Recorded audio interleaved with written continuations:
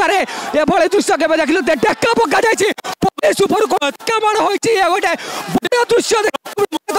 महिला नारी प्रसंग को भित्ति कर पीएमजी कांग्रेस तरफ आंदोलन ये आंदोलन आज तीव्र रूप नहीं अर्थात कांग्रेस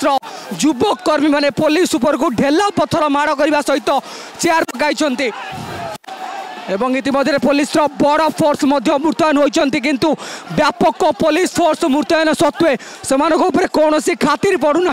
बारंबार लाठी चार्ज करा सहित ढेला पत्थर माड़ कर परवर्ती फलस्वरूप आपण मैंने देखुले चेयर पका जाउछि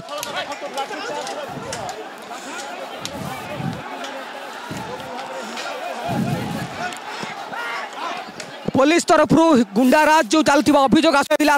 कौटना कौटी प्रमाणित हो लगी अपर पक्ष देखुवे कांग्रेस कर्मी मैंने गुंडाराज चलाई अर्थात चेयर फिंगुंट ढेला पत्थर माड़ मारुंट से पुलिस सुरक्षा कर्मी मानक जो मैंने सुरक्षा नियोजित अच्छा साधारण जनता को सुरक्षा दौरान